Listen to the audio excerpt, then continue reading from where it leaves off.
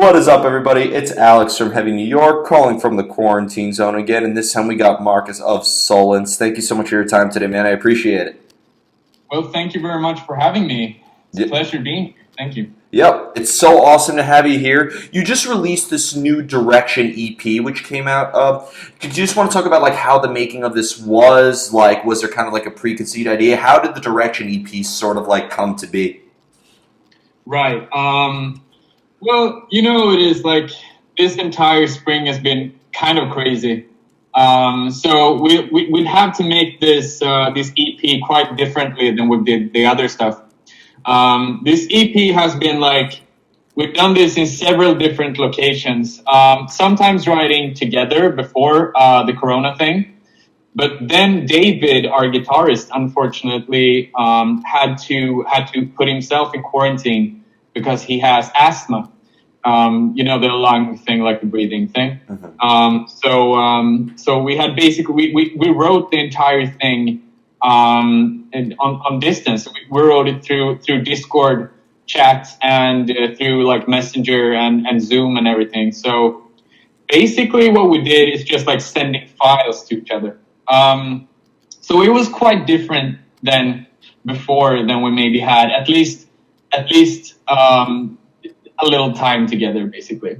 But other than that, it's been great. I mean, like it feels like Direction is the first EP where we finally found like a pure subject for the band. It feels like we really found our way to express ourselves. It feels like the motivation and the encouragement and the good vibes behind the songs and has really been it's been really been nice for me as a lyricist to write those kind of lyrics.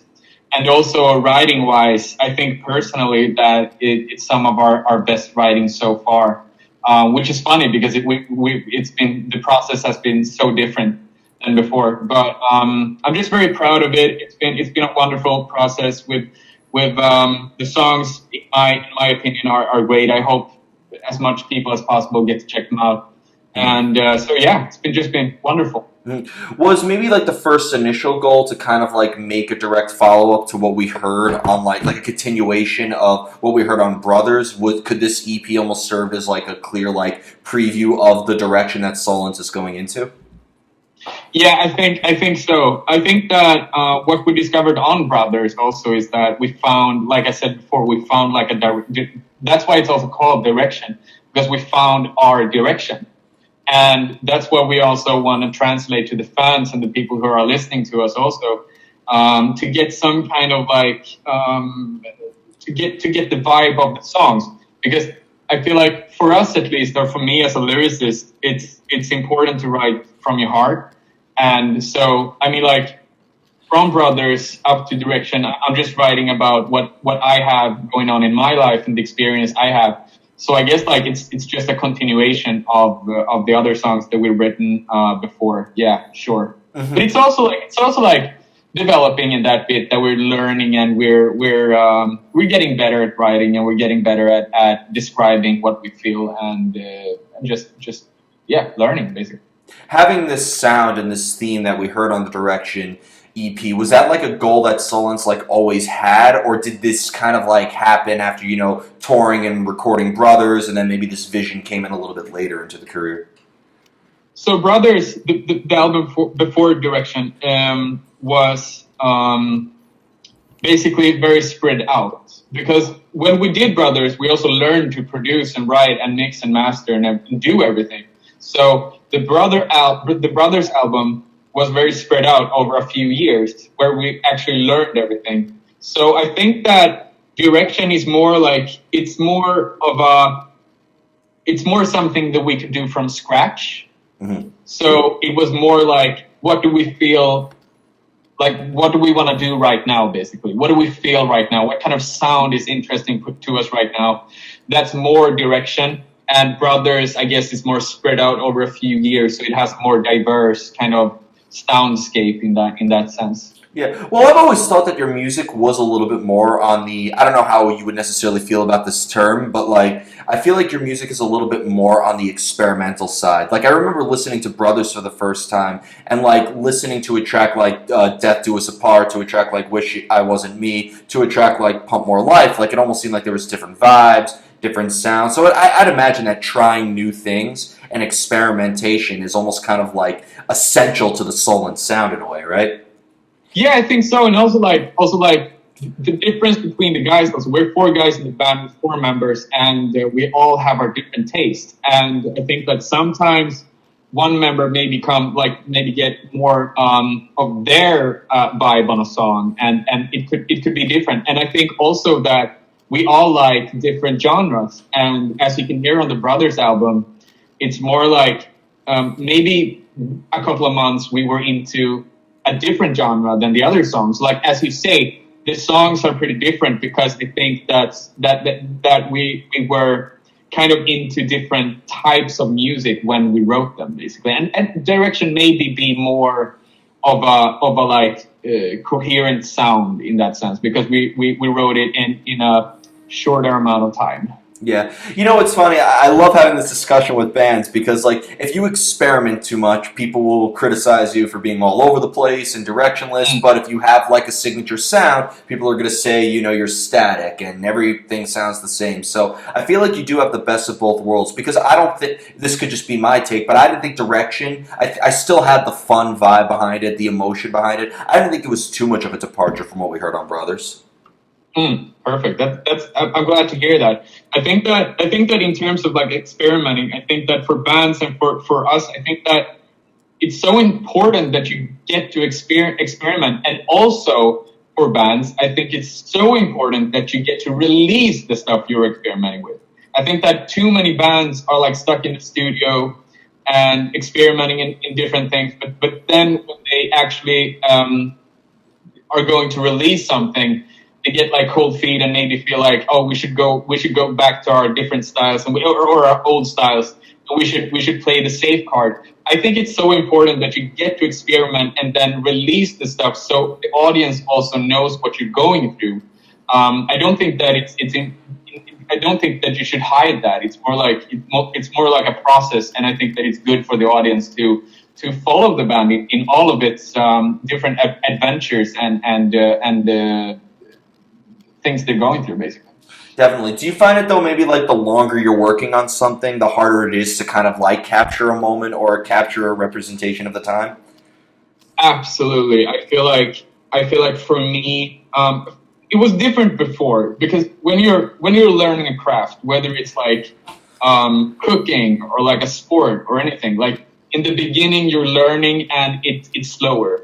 The same with music. So basically, when you're starting to learn to write a song, it takes a lot of time to get it right. That's why you have to work a lot of songs in the beginning because it's hard to get the chords to pop, and it's hard to find the right words, and it's hard to write the right verses and stuff.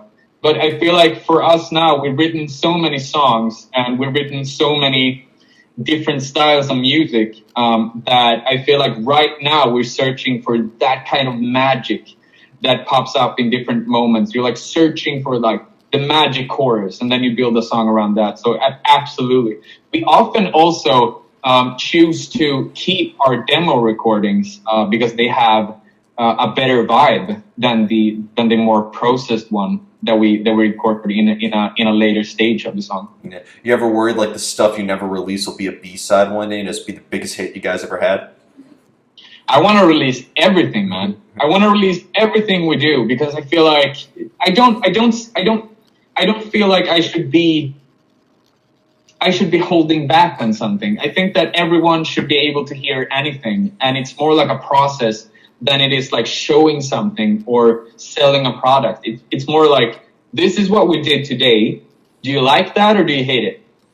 Like, it's fine. You could do it. You could do both ways. Like, we don't like, it's just a process. And if you do that, I feel like you get to learn more and evolve more in order to better your craft with feedback from people. Yeah, you meant like every artist really strives to have their own identity, and they really should. Like every artist wants to be a standout and represent who they are. But do you think that there is kind of like maybe an art to songwriting that every musician, regardless of the genre, should learn? Yeah, I mean, like as everything that is in arts, there are no rules basically. But with that said, I I love rules. I think they're like in songwriting, especially.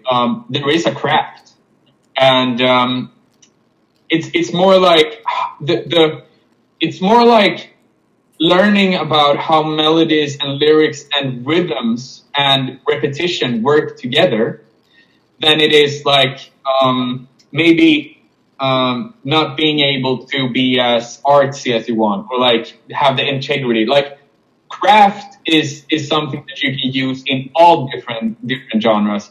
Even if you're writing something that's like, even if you're writing Octavarium or like a 2 minute pop song or a rap song, you could use craft. And I feel like craft is something that is driving me, and it's something that's super important, no matter the genre. And I think all musicians and songwriters should learn the craft behind a good song in order to actually being able to do it over and over again. So yeah, Yeah. I truly do. Yeah. I remember watching an interview with Rob Zombie, and he like said, "Let's never use conventional drum beats," which he also said is let's make songs that are not fun for anybody to listen to. So Yeah. like it's one thing to be a rebel in music, but you also want to know what you're rebelling against. You don't want to exactly be a rebel without a cause. Exactly. And I mean like even if you're providing some kind of like some kind of structure to the song, you can still do it in your own way. I think that you're just giving your chorus or your verse or your pre-chorus the most, like you're giving it the best chance that it could possibly have, basically. Yeah, I heard somebody say, and you could agree or disagree with it because I do see both sides of the argument. But like, there's no such thing as something that's never been done before. It's just one thing that's continuously evolved and evolved into something new, and could be like a reproduction of that. Sure. Yeah, I think like the same way as it is with words. You have a certain amount of words, but then you have like a trillion types of like different combinations of them. I think it's the same with melodies and music. Like it's, of course, everything has been done, but it might not have been done in your particular style or something like that. I think that a lot of musicians can be kind of precious in that sense, where they feel like, oh, if this sounds like something else, then I shouldn't be working on it. But I think it doesn't matter. I think it's just like, you should work on whatever feels good, and if it's similar to something else, then fuck it. Like no one cares. It's probably just in your head. Also, like it's probably not even something that someone is going to recognize. Definitely. As a vocalist, do you need music before you come up with the lyrics, or has there ever been a time where you maybe had like a subject matter that you wanted to sing about, and that could help dictate the direction of the music? I actually really dislike writing to track. For me personally, I feel like I want just pure, like an acoustic guitar, like a piano track, something that I can change the chords and come up with a cool type of melody. And then also a good subject is basically like the first thing that I start with. Just having like a understanding about where I want to take the song is such a critical point for me.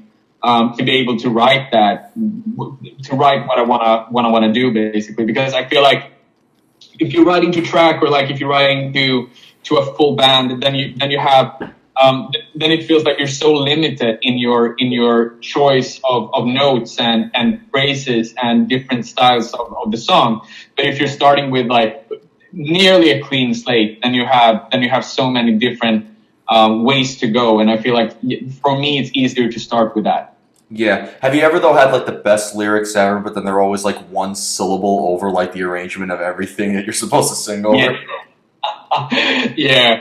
So like it's ironic in that way. Like the music totally, in a lot of ways, just works against you. Like you just want things to fit, or you just want things to happen, but it just doesn't do in a lot of cases. You have to really work in order to make it work.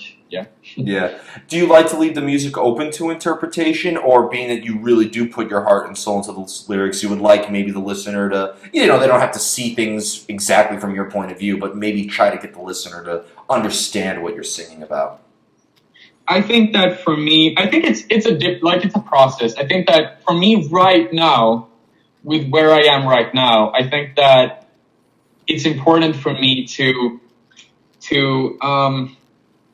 to be able to get the listeners to get to know me, and to really talk with people who's listening to the band. And I feel like I want to develop that before going into something that's more abstract or more more wavy maybe. And I think that for me right now, I really find it very nice to write very clearly and exactly what I want to say, with no with just basically say what I want to say. Yeah, it's really interesting that you put it that way, because there's the famous saying, when you put a song out, it immediately becomes theirs. But Yeah. But I mean, the craft will always be the artist. The interpretation of it will always be the consumer. So I think like there's the best of both worlds. You create an experience that you share with somebody. It's coming from your heart. It's coming from your hands. It's coming from your mind. And then it's the people who use their hearts and their minds to kind of take it into their own. Yeah, I think so too, and I think that a lot of people I think it scares them to be too honest, maybe. But I feel like I don't know if you can be too honest. Like, no one knows your life story as well as you do. So even if there are artists that has written songs with actual names in them, and I mean people take the names and give them their own, like they have their own life, and they put it in that kind of context. So I mean you could basically do whatever you want, and like you say, people will make it their own, and I think that's the beauty of it. Yeah. It's amazing when you listen to an album on shuffle, and how the listeners almost feels like that they're kind of like the producer and arranging the album in their own right, even if it doesn't make any sense. But it's so cool that with technology, a listener can really take in a song and kind of really alter their own vision into it. Like, people want to say that art is dead, and the minds. You'd be amazed on how a person consumes art, that they really make it their own, and that's an artistic ability in and of itself. I think you're totally right, and also it's just amazing to be able to listen to music in that kind of way. You have this diversity in songs that you really not, if you're just listening to the singles or whatever, you're not really experiencing the artist. Also, I think that's a problem in the modern society, and where you have that kind of Spotify community, where you only have one or two songs in every artist that people are actually listening to, because there's so much music and so many genres out there. But I feel like when you really dive deep in an artist and really understand the album tracks and the lyrics, and you really maybe, the feeling when you really connect to an artist way of writing lyrics. Yeah. You really connect with that. It's so wonderful, and you can get you can hear more songs, you can get a deeper connection, and then it feels like you almost know them. Yeah. but it's kind of crazy. Yeah. Yeah, and art is life. I do consider art to be life. It grows, it develops, it eventually, and then it is reborn in other aspects. So therefore, the way that it's going to be into the world, art is looked at a very different time. Back in the Middle Ages, back in the 1600s, people. One of my least favorite arguments in the whole music world is music isn't what it used to be anymore. I'm yeah, but I'm pretty sure in the 1800s they were probably saying that about music not being what it used to be anymore either. Art will always, art will always develop, and how people observe it and experience it is also going to be develop and change. Absolutely. I don't think you should be bitter in any way of what kind of direction the music is taking. I think you just should you should try to find. I mean, the music from the older days are still available. You can go there any day.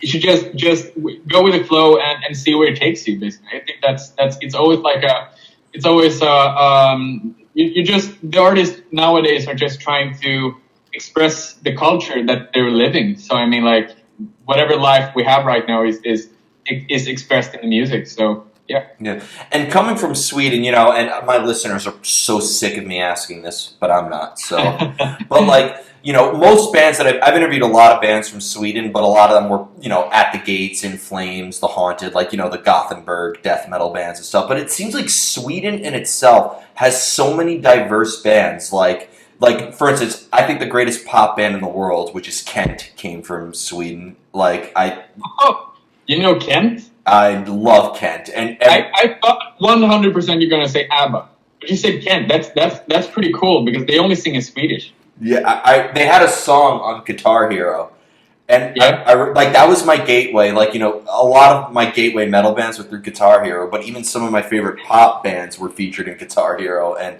that's how I discovered Kent. I mean, I love that band.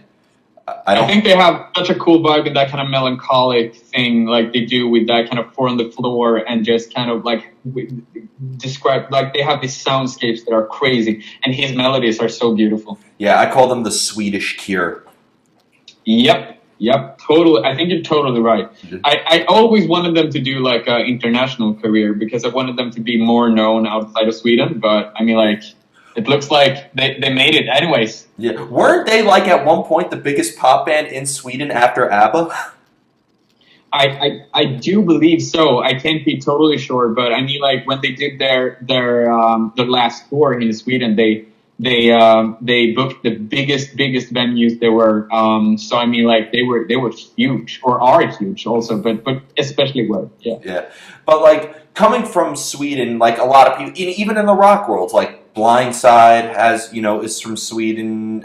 You know, Meshuggah is very different from like, so like in the area of Sweden that you're from, is there kind of like an active music scene, or is maybe the goal for Solence right now to kind of like go outside of Sweden more to spread the word more? Well, we're kind of in a weird spot here. I'd say that the live scene in Scandinavia hasn't been the greatest for the last couple of years. Well, the live scene anywhere is not good. We'll have to see what happens now after Corona, but I think the main thing for Solence right now is to expand itself internationally. I think they would want to. We haven't really like toured that much, so we like, you know what, you know crazy thing. We haven't played Heaven live. We haven't played any song from the Direction album live. We haven't played any of our popular stuff out there like live. So we're just excited to get on the road, to get to meet people. But I think especially in internationally and maybe outside of Scandinavia, since it's been here where we've been all our lives. Yeah, and please come to the States one day, please. We will. We will. Because we have booking agents and stuff in the States, so we'll get it to happen. Awesome, and my thoughts and prayers are with the booking agents right now during this uncertain time. But like, and being that your music is so like experimental, you have a rock vibe, you have a metal vibe. I could even see you opening up for Kent one day or something like that. Like, so I'd imagine that like having such an experimental and diverse sound could maybe make it easier to jump on any possible tour, right? I think so too, and I think that also, since we're producing so much music, also I think that our style is gonna change a lot more than it has been done so far. So I mean, like, in the future, who knows? We could probably maybe make music that sounds similar to Kent, or maybe like do something different. I think that the exciting thing for me as a songwriter and as a producer is also that Solence is whatever we want it to be, and I think that's the cool thing with it. As much as I think it's more like, I think we find some kind of red thread in the lyrics, because I think the lyrics are not going to change that much. I think that we found a thing that we want to express. I think we found the energy in it. That I think the music are going to change very much, since we have so many different vibes and different genres already in the band within the members. So I think that we could do basically anything, and that's the cool thing. Here's an idea what you should do. Take your favorite song or your most popular song and do a full-length album where you play the same song but in a completely different style. The lyrics are all the same and everything, but do like a pop one, do a death metal version of it, do like a country bluegrass version of it, because it's amazing where the lyrics could be so good, but just the melody or the music could just add a whole new layer of context behind it. But isn't that the cool thing, though? Like, you're saying is such a cool idea because, I mean, like, if you have a good song, if you have a good lyric, if you have a good melody, then you can basically transcribe it to anything. You can do it like any genre, any style, anything. It's just gonna sound good because it's a good song. I mean, I agree. Like, my favorite album of all time is Linkin Park's Hybrid Theory, and if I heard Oh my God, man! if I heard a country bluegrass version of that, I can't see that being very much enjoyable. But I've been surprised. Well, you're emotionally connected to that one, though. You know what I mean? Yeah. Like, even though you could have something else and it could be a cool thing. I mean, like, even like imagine putting like a couple of Rolling Stones songs in like a bluegrass thing. That could be pretty cool. You know what I mean? Like, it's different, or a Beatles song or whatever. Yeah, absolutely.